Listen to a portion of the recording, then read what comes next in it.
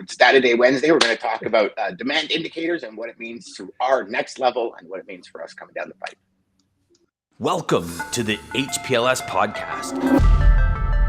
Live, relevant, and high performance information, conversations, and education weekly.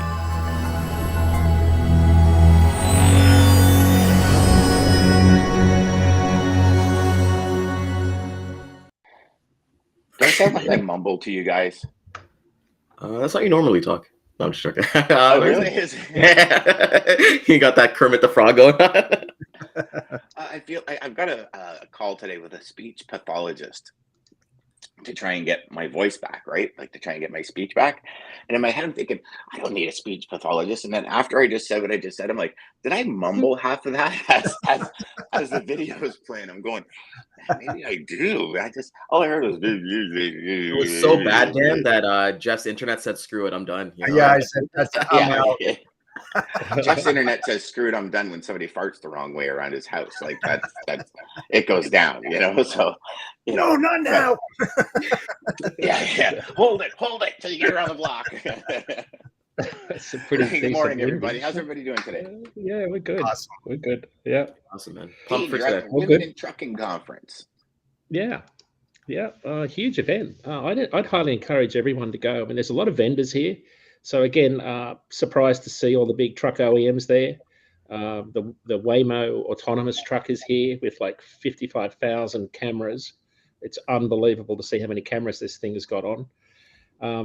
But are they doing like everything test drives and stuff? No, but it's just got everything but the driver, which is the bit that really puts a burr in my saddle about. So it's got everything you'd imagine on a truck. The Western Star booth, fantastic. They have the American Truck Simulator Texas. So it's a simulator that a lot of young people, I guess anybody plays these days at home, but it's on hydraulics. So it's like one of those sims you fly when you fly I've flown a 747 sim. In Sydney Airport, you're on hydraulics, and the whole thing's full G-forces. So it was funny that one of the ladies was there driving the sim, and she gets into a corner a bit hot, and I'm flashed back to my days of lifting triaxles off the ground with spring suspension to see how long we can hold it 6 inches off the ground in corners, and she starts to fall out of the in a very seat. safe way, right, Dean? In a very safe way. Oh no, there's nothing safe about safety. I like what Dan tried to like save that one, but this was overnight air freight. We had to keep ourselves motivated. Spring suspension. So serious thought though. Spring suspensions, you can hold a trailer at a pretty steep angle with spring suspensions really easily. Airbags are a different thing because they'll go and go and go, and then they'll hold. You just don't know what that hold point is, and that's why sometimes they go over. But anyway, so the story was that simulated very real. So I've driven a couple of sims. This was incredibly real. I don't know if you guys have ever had the opportunity to drive these modern day sims, but this was 180-degree visual on 3 big screens on hydraulics. Nice. So full immersion, other than the noise of the ambient noise of the exhibition hall, incredibly real. The trucks on the road, like corners. I've never been a big fan because I could never get the real feel of the road, but this is a great way to get people thinking about speed and braking and corners. So that was a highlight. So a lot of the big truck OEMs are there, but the highlight. So did the lady crash, or what was the deal when she came too hot in the corner? No. So it came back down. I posted a video on social media. You can see how it goes up and up and up, and then she holds. She panics a bit, and then comes back down, as we all would do when you get to that panic point, and then it came back down. But just a lot of interactive booths. Good friends from Australia are here. Yogi Kendall, famous from the Outback Truckers. He's here with Simon Sutherland from Next Journey. They've designed a really cool bag for truckers. What's different about that one is it's got a compartment down the bottom to put all your wet gear. So when you go into a shower as a trucker, a lot of times you have to mix your wet clothes and towels and everything with all of your other gear. He's got a bunch of compartments where you can separate wet from dry and electronics and things like that. So just lots of cool technology, lots of very good speakers. And I was just super impressed with Nicole Glenn yesterday, actually. She did a really good keynote speech on her success of her business and what keeps her motivated. Ends at 2:00 today. I'm the closing keynote speaker. So, And that'll be a wrap for this year. Put it on your list for next year, though. That one, it's a very good event for everybody to attend. And where is it held? Perfect. Yeah. It's at the, I'm going to say Anatoly Hotel in Dallas, but it might be Anatole. I could have that wrong. Yep, in Dallas. Nice. It's right next to the Parkland Hospital. It turns out I only had a short Uber ride last night.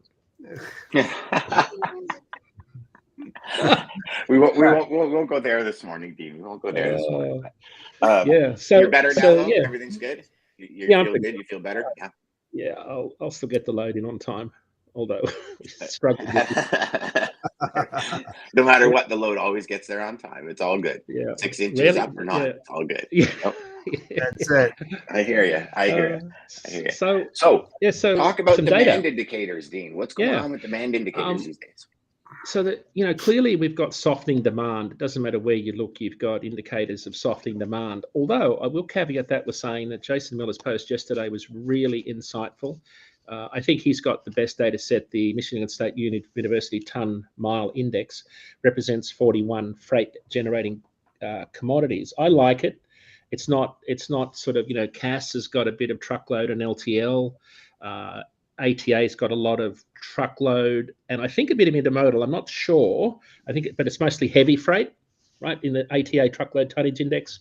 The MSU one is really interesting because it's kind of ton miles and it represents truckload and volumes are up 4.2% year over year. He kind of said the market's going sideways, which I thought was interesting. But the fact that his index is, higher than it's been in previous years, up nearly, just over 4%. I think it's a really good sign for freight demand. Now, of course, we've said we've got headwinds coming, early next year, but that to me was a positive indicator because I think most of our, as Jason also says, 58% of our ton miles come from the manufacturing sector. I think we've got some manufacturing numbers out today. I'm not sure on exactly what they look like. So, but when you break it down to a segment level, and he does a really good job at this in that LinkedIn post, and I'd encourage everyone to read it. He talks about things like flatbed demand and how housing is literally cratering because of this, higher interest rates at 6%. And so his point was, and I think it's a really valid one for everybody to think about, even though we say that demand might be flat to up 4 to 5%, let's say it ends the year flat, it'll be very different at a commodity level. So he said anybody with exposure to flatbed and housing construction, very different story. Anybody exposed to produce season out of Yuma, Arizona, very different story, right? Because the volumes are going to be down. Anybody exposed to British Columbia lumber, which, a third of our lumber comes from there. They're talking about closing down certain shifts at sawmills. Volume's going to be down there. Other sectors, I think volume's going to be up in other areas. So I think it's going to be one of those. This is sort of a continuation of the pandemic, right? Where we saw some commodities absolutely tank and others go through the roof. And it kind of, that's what Jason's implication was, that's what we're going to see in the freight market. Your experience of the freight market will be dependent on what sector you're in, which again is, Jeff, Ryan, Dan, that's probably no surprise to anybody, right? I think there's a few carriers out there that are generalists and haul a bit of everything in that dry van. But and part of what my keynote speech today is talking about, you've got to understand the demand for what you haul. You've got to understand who's buying it, what they're buying, what the long-term trends are, and find a niche and service the heck out of it. So I think that the guys in the spot market on the fringe, so the carriers that have very little bargaining power, that are in the spot market, haven't got any fuel recapture program, who paid a lot for trucks, are probably going to find the next 3 or 4 months really, really difficult. And I say that with all sincerity because this is, you walk around the conference here in Dallas and everybody's talking about, got to understand your operating costs, got to understand your operating costs. Well, for 40 years, I've been in trucking. That's not what people do. They don't understand their numbers, intuitively. It's not a subconscious reaction to know that I need, my break even's 207 a mile and I need to price it at 250. Like it's not in trucker nature to be like that. So lots of things happening in the freight market. I think the other stories that would be sort of rumbling around are the rail unions are not That I think one of them rejected one of the agreements yesterday. There was a port stoppage in Oakland this week. So, you think about certain markets where there will be opportunity. Some of those markets where there's port disruption, as we've said all year, there'll be pretty good activity for dray carriers as some of those urgent loads need to get moved. Hmm. Well, if we look back, like even at the beginning of the pandemic, I can remember vividly, and I don't remember the name of the carrier, but they hauled automotive, and all they did was automotive. And literally within, gosh, I don't know, maybe you guys will remember better, but I think within Pam. like It was 6 Pam. weeks, was it Pam? Pam? Within 6 weeks of things happened and they shut down. Yeah. Because Yeah. like everything they had was focused on that automotive, and when all the automotive kind of went with the steel and all the tariffs and all this stuff that happened, Right. like literally within 6 weeks they were out of business. Or now maybe they Right. just decided to close, but they were out of business. And yeah, Yep. the commodities you haul Yeah. Yep. are very important to the vitality. And this is where a lot of carriers and brokers, it's like, oh, I got in with this automotive company, just as an example, and I'm doing like 30 loads a week, and you make little margins on like 30 loads Right. a week, Right. and everything seems busy until something happens, and then it's like, Right. oh wow, hold on here. Right. I mean, the town I live in Erin, there's a truck that goes up Main Street for the Toyota plant in Alliston. I think they measured it every 3.5 minutes. Oh, and wow. It's mainly Warren Gibson is the main holder of that account. But when things shut down, I couldn't imagine, because that's a huge part of their business. Now, Right. they've been around a long time, so they were able to weather the storm. But when you think about it, I had friends that were moving paper towel. That was their business, and raw paper to make paper towel. They were booming. I mean, they had their best months ever, while other companies are literally going out of business. It was insane, the division of the products. But then the flip side of that, what was it, like 6 weeks later, there was such a stockpile, or maybe 8 weeks later, there was such a stockpile, Right. because the shelves were gone. So they were like, give me that. Let's produce more. And then it was a flip, right? All of a sudden their business dried up completely. So it's So Dan, one more data point I had on the demand piece. Cash shipment index came out yesterday. Tim DeNoyer, who's the one of the senior VPs at ACT Research that does all the new truck and trailer orders, he writes the Cass Freight Index report. Very clever guy, ex-Wall Street. Really knows his macroeconomic stuff. So in the Cass Freight Index report yesterday, shipments were down 1.4% month over month in October, but on a year-over-year basis, up 3%. He's talking about, soft demand. They're all temporary to a varying degree. The point he made towards the end of his report was seasonality.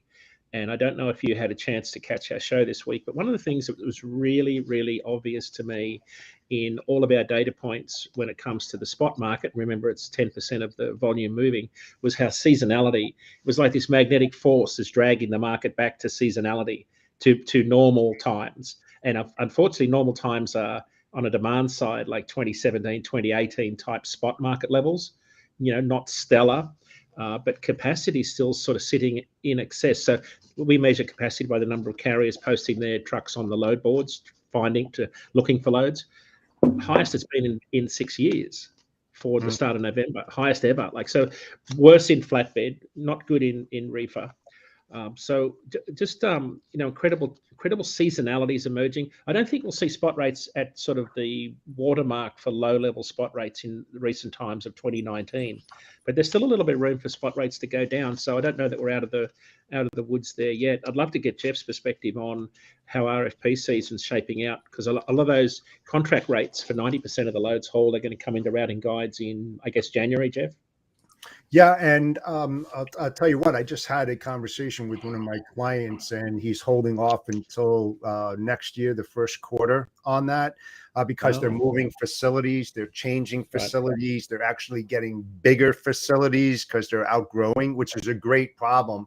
And then what they're thinking about is, even though that they're a consolidator and they're consolidating all freight for the big box dealers, they're actually going to start leasing that previous warehouse to customers who need warehouse space and then Really? build another one that's much larger so they can do more consolidation for even more big box dealers. So that's a great thing, the way that I see it. So they're trying to make revenue on two different sides of the fence there, on the operational side for warehousing and then on the delivery side. So that was good to hear, but they're laying off a little bit because they are booming. So Dan, the other thing that really stood out to me this week when I looked at our data, and I was just struck when I looked at it Sunday, just in terms of how the seasonality is behaving.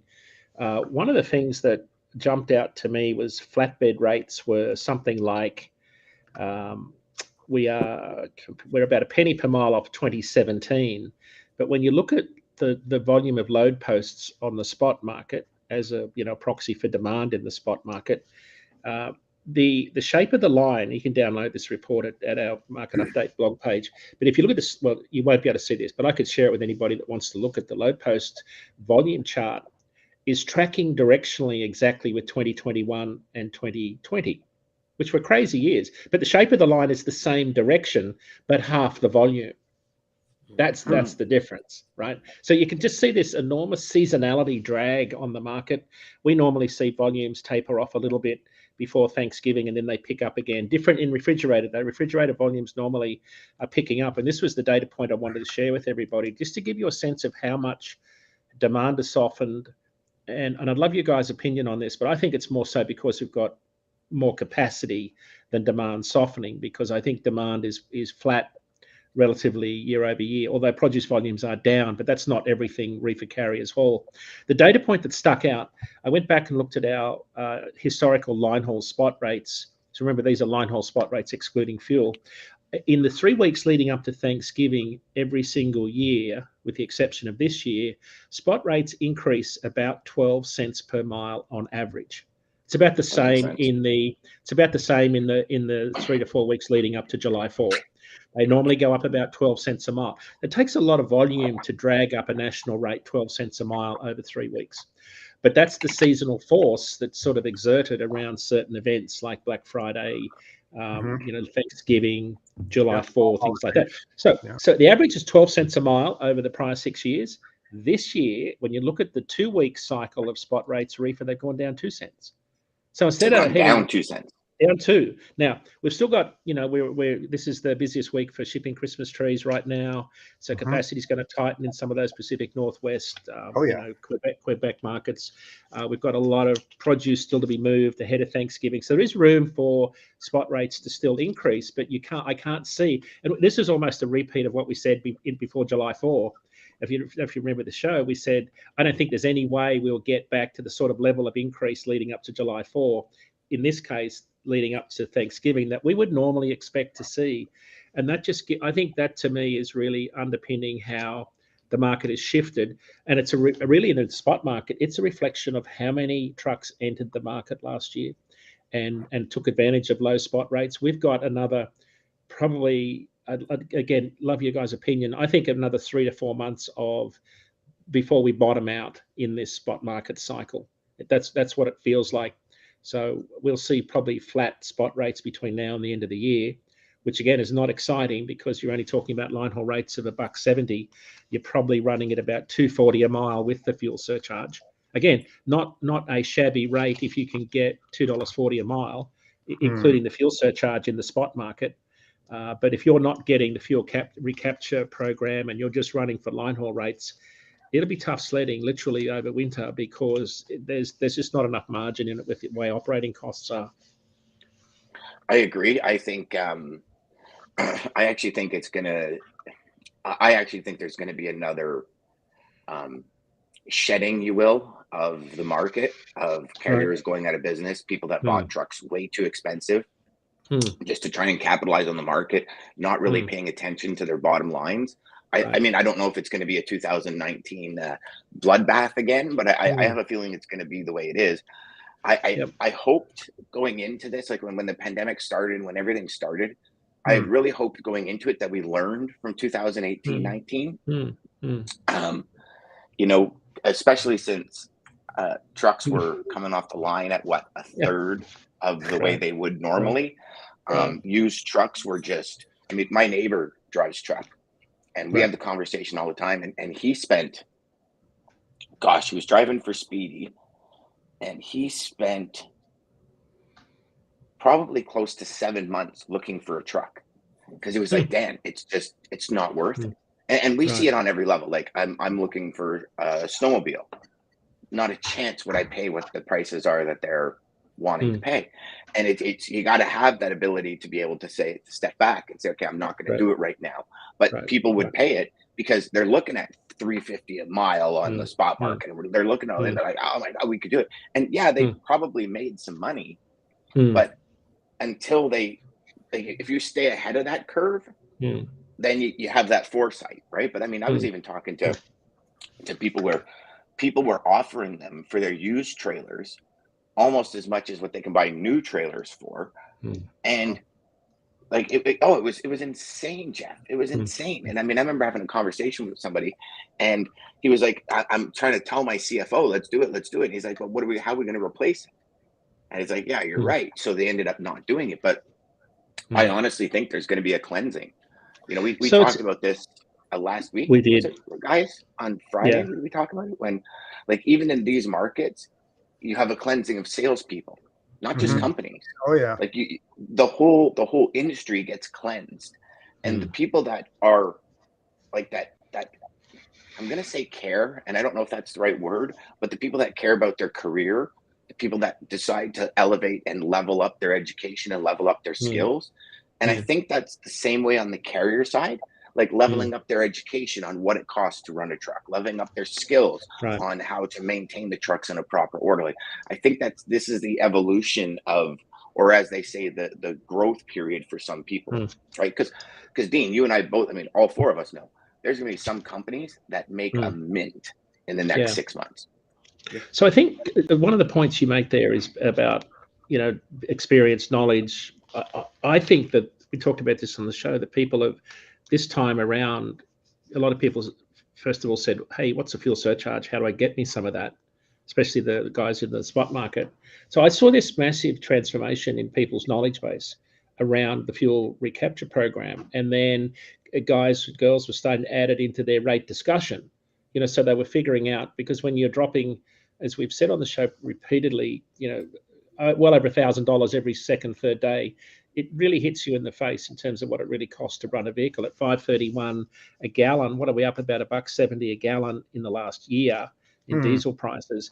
My point is, I think this is what my gut says, and I'm not always right. I'm wrong a lot, but my instinct tells me that if carriers are still operating now, and I'm talking about smaller operators, if they've got this far after diesel prices went up that much and they're still doing, reasonably well, I'm optimistic they'll be able to ride this out. Now, the bigger fleets, though, that are running closer to the wind, that have driver turnover problems, utilization level, they can't get enough miles into their trucks to keep drivers, they've got turnover problems. That may be a different story, especially if they've got pretty high debt levels and they're chasing freight. They're not specializing in anything, and they're, not like Daman's business, where he's got a niche and a great customer base and a fantastic business model. There's a lot of other carriers out there that have grown. Because one of the themes of the conference here is, growth for the growth's sake can be really dangerous.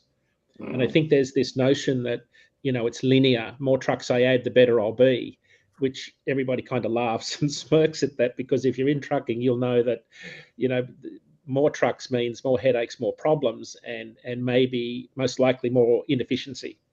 And that's one of the challenges they've got. So I think this could be one of the biggest growth areas we saw in the last 2 years was between 1 and 40 trucks, which again is kind of the bulk of the industry anyway. It's hard to break down and say which segment, but predominantly mostly owner operator. So my instinct is that if they're doing okay now, and I kind of take a litmus test with drivers on social media, and I talk to them and give them a call and find out what they're doing, how they're going. None of them are saying we're desperate and we've got to sell. Now, of course, you'll see the odd video on TikTok where people would, are complaining, but those people would boo their own grandmother anyway. Like, so there's nothing ever good going on. They have complaining videos on TikTok? Yeah, apparently.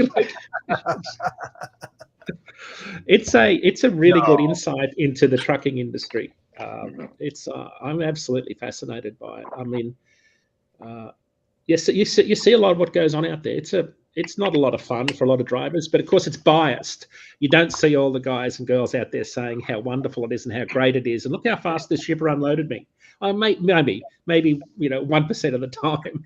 Most of the time, it's a war story. So. Yeah. All you know what I'm dumbfounded about, Dean, going back to your comment that they don't understand their operational cost. I can't believe that. I mean, everybody, even personal life, business, they should know what their costs are.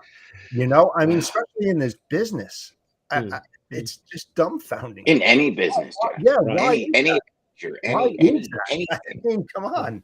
I mean, that's like 101 shit.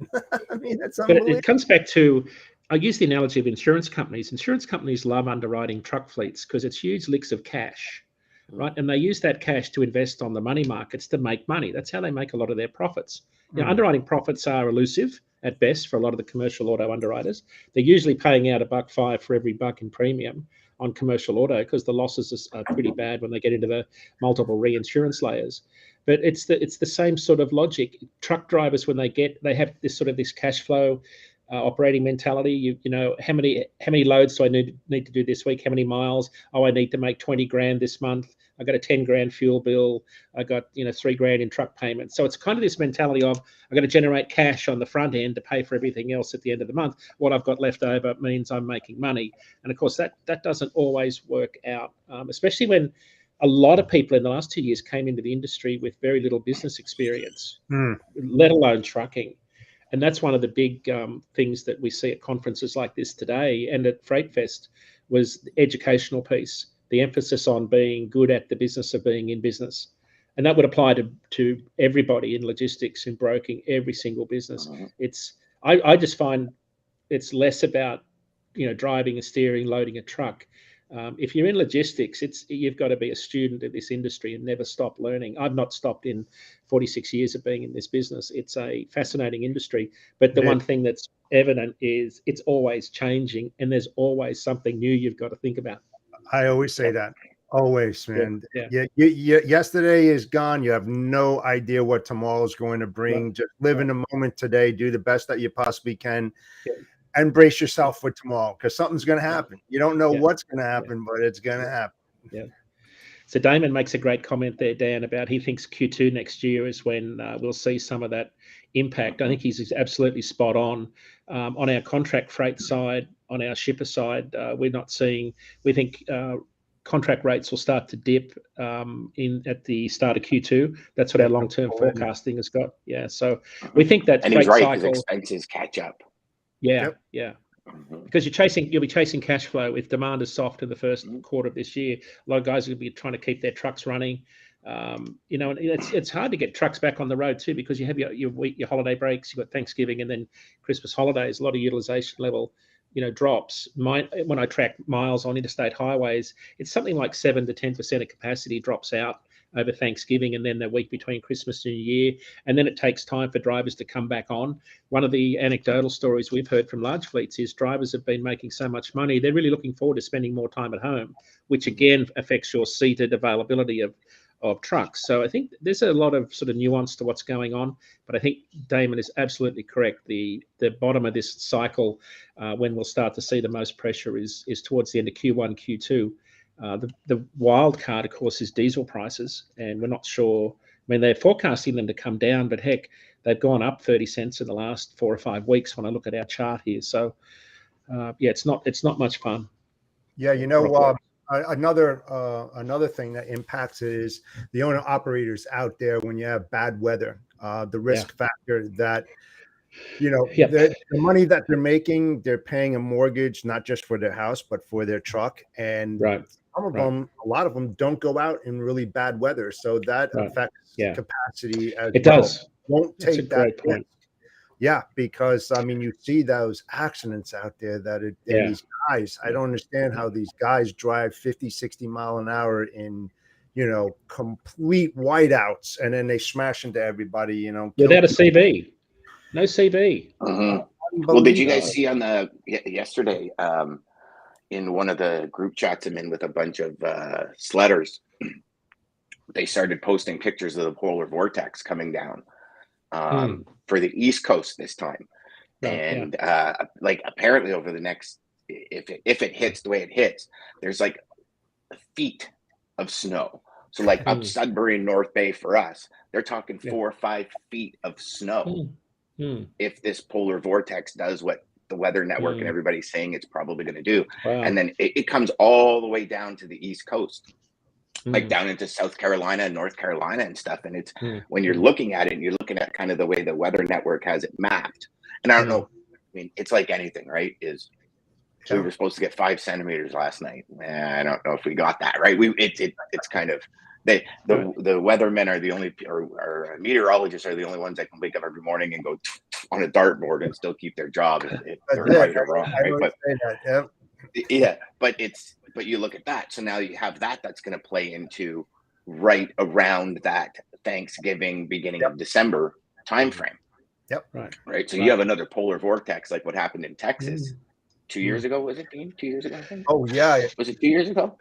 February last year. All the accidents on the bridges and stuff like that. Yeah. Yeah, that was bad. Last year was Texas. I thought it was the year before. No, it was 2021, right? Yeah, I think it was last year.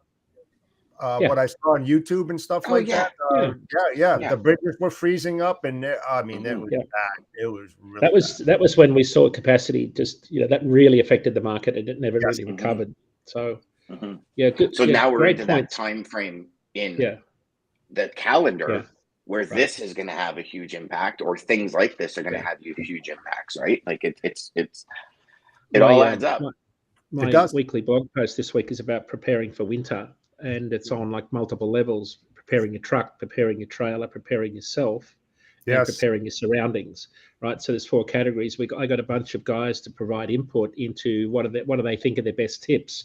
But right now you're seeing guys out there, guys and girls, are totally unprepared for winter, and I think the most vulnerable guys, the girls, are the ones that run north-south, right? So south to north. More importantly, you're running from warmer temperatures into colder temperatures. Things can turn pretty quickly when you run south to north. The guys that are running in the northern latitudes all the time, of course, they get used to it. But Jeff is dead right. One of the things I always talk about is the miles get a lot harder in winter. And there are a lot of owner-operators in particular who, own their own trucks and paid off everything, who are very selective about when and where they run. And for good reason, because they've seen the dark side. It never ceases to amaze me. I was just, shooting some video last night for social media of the Interstate 35 here in Dallas. So I'm in downtown Dallas, and I'm not sure what the hurry was, but these guys were blowing the doors off these trucks. They were flying, and so everybody's in a hurry.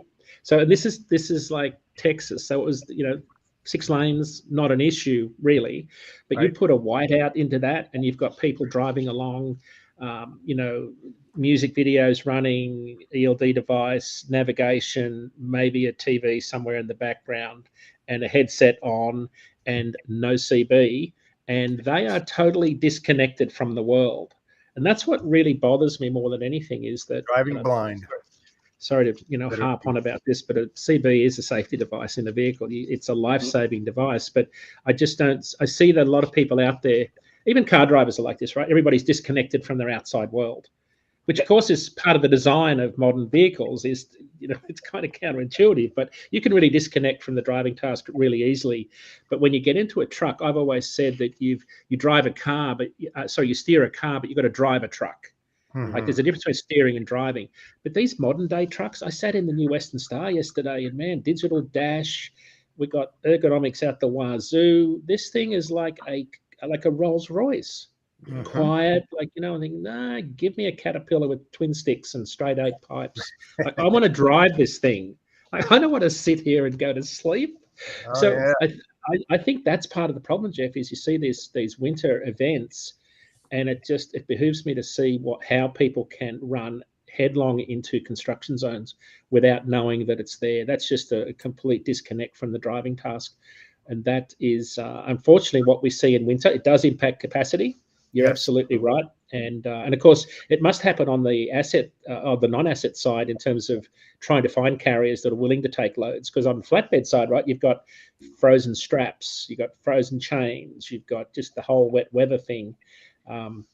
And Damon's got a great point. We have weather alert services that pop up on our ELDs for the drivers. That's a really good point.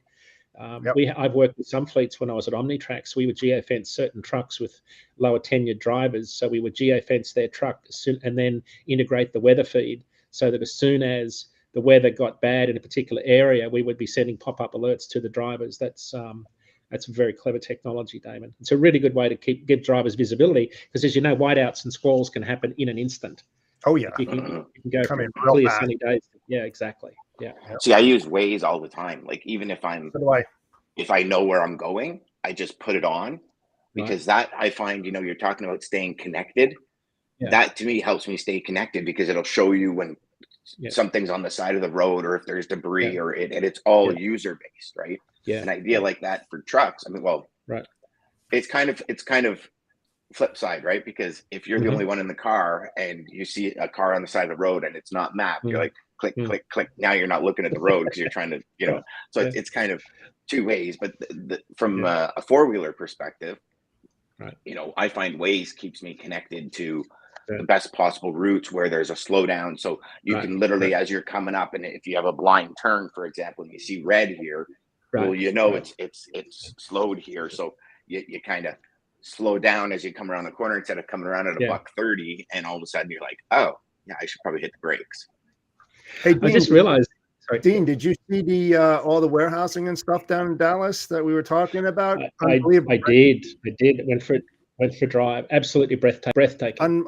Unbelievable. Even on 35, when I was driving down there, you're absolutely right. These trucks are hauling butt, and they are unbelievable. It's because of all the warehousing and stuff. I mean, they got places to go. They want to get there quick. But it's just amazing how it exploded down in that area. It's just crazy. Every second truck, Jeff, was a 40-foot international box. A few 20s and 40s, but a lot of imports. You could see all that volume coming out of Houston, coming up that interstate. Just before we dive off weather, I suddenly realized why I've never seen one of Damon's trucks on highway through hell, through the Coca-Cola, getting stuck and having to get dragged out by the wreckers. I now know why. He's got all the technology. There you go. Not getting stuck there. They don't want to have our acquiring drag them up the hill. They're serious truckers up there, though. I have a lot of respect for British Columbia truckers. They don't come any tougher when it comes to that part of the world. Even when you get up like near Grand Prairie and it gets into the -40 region, when you're up there in the oil fields and the tech coal area up there, that's brutal. A lot of admiration for Canadians for lots of reasons. But Damon actually put a very good point. Damon just put a very good point that the scariest times is at the beginning of winter and at the end of winter, because we always have those freak storms that come in, or the freak this or the freak that they always say when you go to take your snow tires off in Canada anyways, just wait another 3 weeks because something's going to happen. And you see it every year. Like today we had snow. And did we have snow Monday, Ryan? Was that the first snowfall? Was it Monday? Not in my area. I'm in the city, so we didn't have. Yeah, our big snow was yesterday. So now we have snow in the city. If you go to to see the accidents, it skyrockets because everybody's like, oh well, I'll wait a week or so to put on my winter tires. I'll wait a week to put on my winter tires, and all of a sudden, boom, and they're like, oh, I got to go to work, and their cars are all over. I have my winter tires from my car on Kijiji right now, and in the last day and a half, I've gotten like 40 people that want my tires, but it was like crickets, and it's literally like they say 3 degrees or colder, put on your winter tires. And it's the same thing, especially out west. Yeah, Buffalo, the lake effect, right? I mean, comes in there, they get 3, 4, 5 feet of snow just like that, unpredictable. Right. But when it comes, it comes. Oh, yeah. Really. Right. Yep. Mm-hmm. I don't, I've never done the winter tire thing. Never. I don't know. Maybe is it a Canadian thing? Because I just run the same tires all year round. It's law in Ontario. Oh, really? Oh, is it really? Yeah. Heck, it is. Is it law in Ontario? Right. Yeah, it's a lot in No. Ontario. So because Well, it but you is a can't lot put in Ontario, chains. yeah. Yeah, you can't put chains on, but you got to Yeah. have your winters on. Yeah. Because like you just see Yeah, and everybody it's fishtailing. Like it's probably one of the worst On things. cars. You get ticketed Uh, if you get pulled over. You don't have winter tires on. They'll ticket you. Yeah. Wow. Because I've seen too many but you accidents. think Like about it, right? Like you have right. you have your all season tires, okay? Yeah. And it's about the rubber compound. So Mhm. when it gets cold, the rubber compound on those turn hard. Yep. Well, if you've ever taken ice on ice, it's like, I mean, you see it, and it's crazy where cars just slide. Like they'll be driving and then they just go right into the ditch, and just or they go and the worst part for me in winter I always hated was the lines in the road from other people's tires when you go to switch lanes. Oh, It's yeah. like you're kind of doing one of those. Those spin people. I mean, it's insane how little it takes. My neighbor here, his kid was going up a street we call Winston Churchill, and it's a pretty bad road. A lot of farm fields. So you come out, you have houses on each side with trees, and obviously you come out into this like major snowdrift because it's a farm field that's open for miles on each end. And he goes, Dan, I was just driving, and all of a sudden the wind threw him 10 feet into the ditch. Because you're on the snow, you're not on the road, you're on the snow, and now your car becomes a sail, and you just right off the road. I mean, it's crazy how fast it happens. And then you got, the Burlington Bridge, and you got trucks going across that bridge empty, and the wind coming howling in there is insane. And you got to think, an empty truck, sure, it's got weight to it, but the size of that sail for the wind to hit is crazy. Yeah. And The it takes suspension's designed to have a load. Yep. Yeah. Yep. Unbelievable. No, I love driving in snow without Me too. without I'm the opposite. I hibernate. I like going into church parking lots and doing donuts. Hopefully you drop off some donuts for them too. I did that with my daughter. I said, let's go into a parking lot and I'll throw on the emergency brake. I go, what are you going to do? How are you going to steer out of this?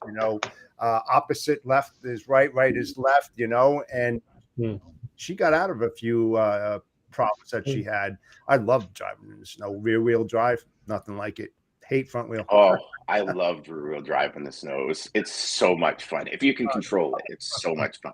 But when you get out of control, it's kind of like, all right, whatever. It is what it is. Right, We'll you see asked where I for it. end up. You asked for it. Absolutely. Yeah.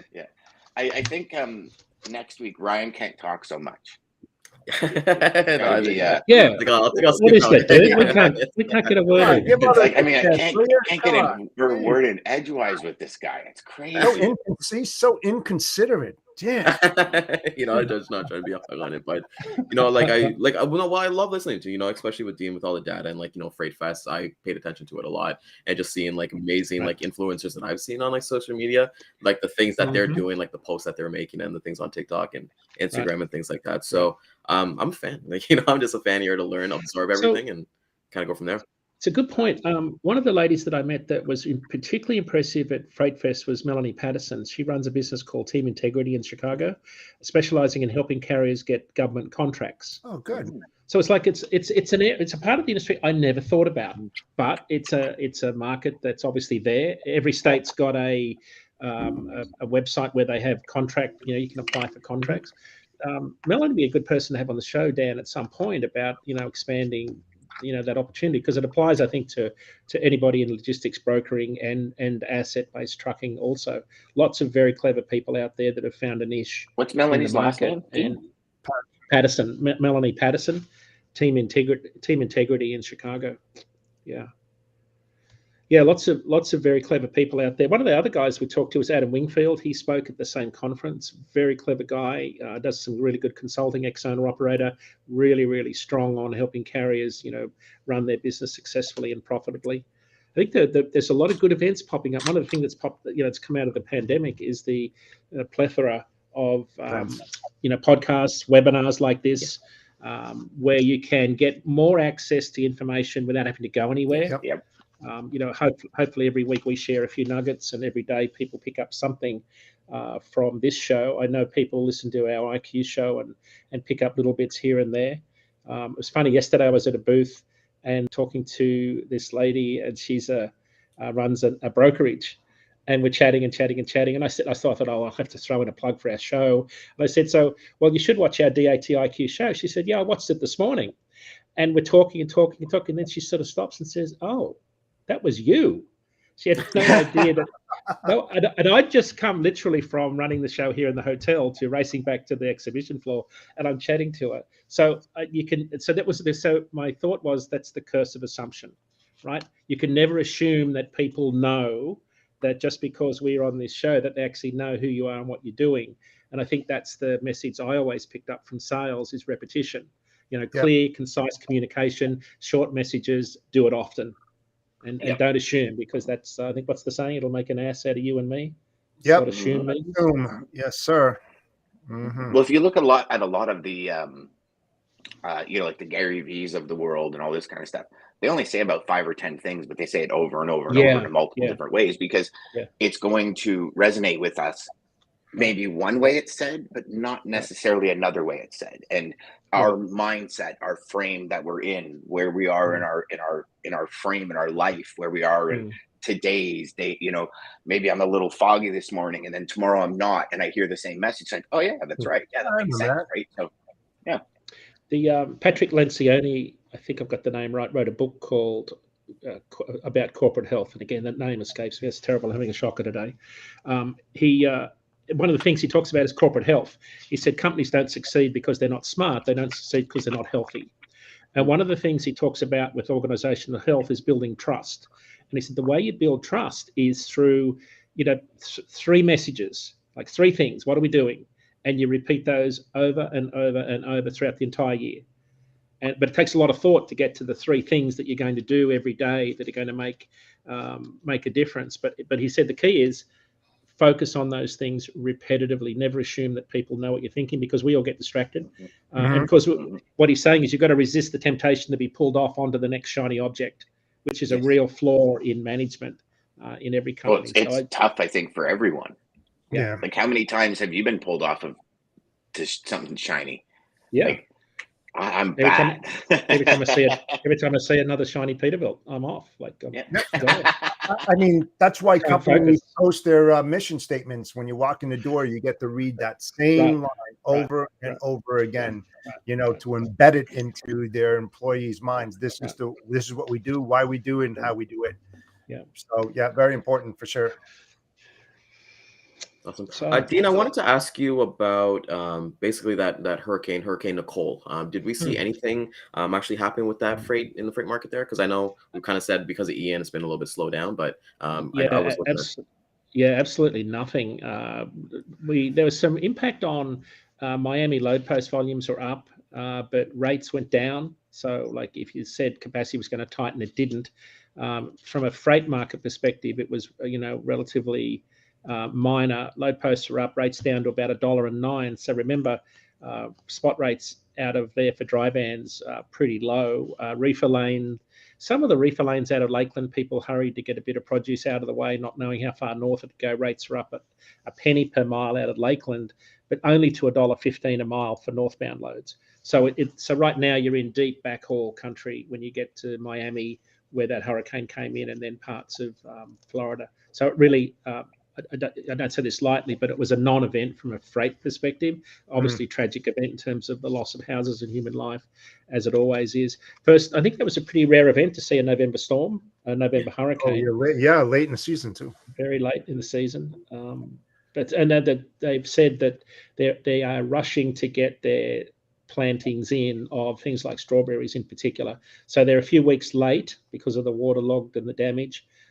So I think they're still confident they'll see the strawberry season come online as it would normally do. And for everybody listening, that's the sort of unofficial start of the produce season next year, is that sort of strawberry plant city festival that happens late February, early March. That's when the produce season really gets going. It doesn't really officially start, I think, until you get into southern Georgia in April. around I think it's Vidalia onion season is kind of the pack date for the Vidalia onion is kind of the official starting line of the next year's produce season. So there's lots of trigger points to watch along the way, but Hurricane Ian has certainly delayed things down there a few weeks, as the cold weather has done in Yuma, Arizona for leafy greens. They've had a lot of delays there in getting that crop in. So we've seen that. I can tell you, we've seen that in our grocery stores already. 3 weeks now, I've been trying to find romaine lettuce. $8. Finally, last week I found it at Real Canadian Superstore. Yep. 3 romaine lettuce heads, $10. Yeah. And then not only that, they have iceberg lettuce, where literally it's the size of a softball, $8. $8. Like, are you guys crazy?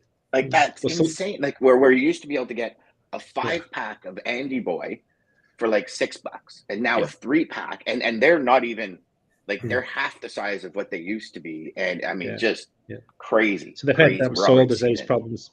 The soil disease problem in Salinas it's been killing the lettuce right at harvest time. So they've had a real issue there with both weather and soil disease, and then of course we've got cold weather and no water to speak. So we're going to see, I think, pretty tight demand or pretty tight supply of those leafy greens over winter, in particular. And I see so those salads at a restaurant are going to go from like $10 to $20.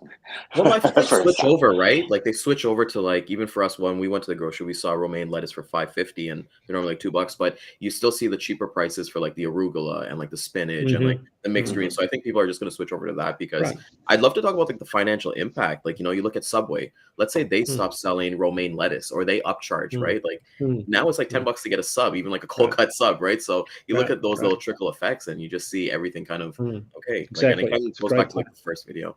In every industry, it's all about supply and demand, right? If the supply is plentiful and the demand's not there, you're gonna have cheap rates, right? But if it's not, none of that. Like if you look at Subway, for example, like Ryan, I don't know how long you guys have been going to Subway. I've been doing Subway for decades. The meat is a third of what they used to give you. Oh, it always like right? Like here's a tip, guys. Here's a Ryan tip for you. This works with burritos too. If you're ever gonna get double the meat, wait for them to put the first set of meat, and then you ask them for double the meat. Don't say you want double the meat when you start, because they'll do that regular portion. But Dan, you're so right, because I think even with Subway, they even have to classify their bread as not bread. Like it's actually like cake with the sugar in there and things like that. But we're getting a little off topic, but we're gonna see the quality decrease. I don't know about you guys, but my wife and I, it's better to cook at home, like, you know, and you know, you cook whatever you want, and you know, it's the same price. So it's just, well, you know, so you guys, what's really good about this is now we're going to get a new sponsor, Subway. So thanks for mentioning. Well, they need a new one after Jared and his whole his stuff. So. I as soon as that came up, I said, "Who's going to go to the Jared side of Subway?" The third rail of podcasts. Yeah, that's it. Yeah. Well, all right, into some deep territory there, boys. Dean, I want to ask you about like the West Coast imports. I think I was watching the show yesterday, and you guys were talking about that. Hey, there's been a decrease because of the contract negotiations kind of dragging on. Still going on. There was a port stoppage in Oakland. I don't know that it lasted all that long, so that's still going on. I think the bigger issue, though, is the rail. Like they've got till December 16, I think it is, Jeff. Yep. So that's the bigger issue. That's what worries most people, I think, is the railroads. There's still a lot of angst going on there. Whether they get the extension or not. Yeah, but the West Coast port's still having problems. The other thing that's fascinating is we've gone from July 1, when the ILWU contract expired for the waterfront workers on the West Coast, and at that time we were still seeing, we were still talking about record volume of imports. Imports have obviously tanked and are dropping away dramatically. So I wonder whether you lose some of your negotiating power, because one of the messages from the ILWU was shipping lines have made billions of dollars in profits. We want some of that. And this was literally a quote from folks over there. Now you think about what's happening in the ocean liner industry, where they've dropped about 30% of their capacity. They've parked about 30% of those vessels all those sailings on that Trans-Pacific trade lane. Spot rates have literally crashed on the ocean side. So, and volumes are way down. I think I saw in the JOC today, volumes in the combined Los Angeles, Long Beach were down 26% year over Holy year. crap. So there's a definite drop off in volume there on the West Coast because of the congestion of last year. But more importantly, people are worried about a repeat of 16 and those labour stoppages / strikes that could happen. Did you see who the number one port is now? It's Elizabeth, right? New Jersey? Yeah, New York, New Jersey. That's a your huge home state. A Look huge at the Jersey guy knows. Hey, The what's Jersey number guy one asked the port? question. well, of course, I knew the answer, but I had to ask to see if you guys knew that. Yeah, it's been it was number one for I think last 3 or 4 months. It took over Los Angeles Long Beach. Savannah's always in at number 4. But yeah, a lot of volume. Who would have thought? So prediction time. We had a lot of containers loaded outside shipper warehouses last year because warehouses were full. So we didn't have many chassis trailers. I wonder, and so then we've got this massive problem of empties and not enough space to store the empties once they're unloaded. So what are the odds that this time next year we're talking about a massive pile of empty containers that we just don't have a home for? There's no freight to put in them because we've ordered so many new containers and chassis trailers. Like, so that just to me feels like a normal reaction, a bit like over ordering retail freight for a demand that kind of disappeared and we've got bloated inventories. I worry about it on the truck side. We've got new regulations coming in on the heavy vehicle side that are going to really impact. They've got that 2024 CARB mandate that's coming in California. There's going to be a significant pull forward of orders next year to get trucks that aren't obviously a different compliant level. So they'll be ordering more trucks next year. So look, these are really interesting times. I can just see when fleets start to get new trucks out of factories middle of next year, they'll flood the used truck market and you'll have a massive amount of trucks sitting around, trying to find a home. So I think we're still going to see a lot of market disruption before we can say that we are, through this pandemic. And when I think when that container thing happens, I think it'll be your best time to build a container home. Right. Well, they are. There you go. They are buying up land around the ports to do just that. But the thing is that when these new vehicles come into place, because of the new regulations that are enforced, these owner operators aren't going to buy those used trucks because they're not going to be in compliant to go to the ports. Right. So 2010 and older. Yeah. So what's going to happen with them? Secondly, with the imports that aren't coming into the West Coast, you can see warehouse space starting to free up. Not the case on the East Coast, because that's going to run into a lot of problems. But I do see warehouse in the very near future. I apologize, guys. I got to get going. This is my hospital. I got to get going. I apologize. Okay. See you guys tomorrow. Great show. Thanks, brother. Okay. Thank you. Yep. So it's going to be interesting, Dean, what we're going to see coming, and same with Houston as well. Yeah, I think that for those of us that are in planning, I'm not in planning, but if you're in planning, asset allocation, route planning, finding out where shippers need to route freight, this West Coast shift is going to change how you think long term about long haul freight. Like, because the west to east intermodal model will change because more volume's coming into the ports along the eastern Gulf Coast. That affects how you run your trains, where you position your 53-foot intermodal boxes. That affects your trucking operations considerably. A lot of people won't be sending their trucks to the West Coast because there's no volume coming back out. That's going to affect a lot lot of carriers. I don't have the answer, but I just know that's going to be. Look at the rate swing too. Look at the rate swing too, Dean. Right? I mean, it was always more expensive west to east, and it was always less expensive east to west. How long is that going to last before those rates start going up with the influx of imports that are coming into NY, and J? I mean, you'll see that swing. Don't you agree with that? I agree completely. Yeah, they're starting to. The big difference between the two is starting to. I mean, that gap is closing. That's the point. Fascinating stuff. Yeah. So get prepared. That's going to happen probably early next year. Because they can't, it's not sustainable right now.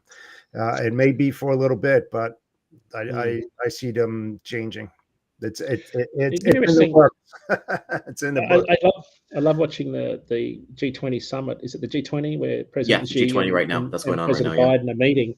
You kind of think about that global stage in these relations, and the two superpowers, right, in terms of economic contribution to the global economy, China and the US are sort of the two big players in that.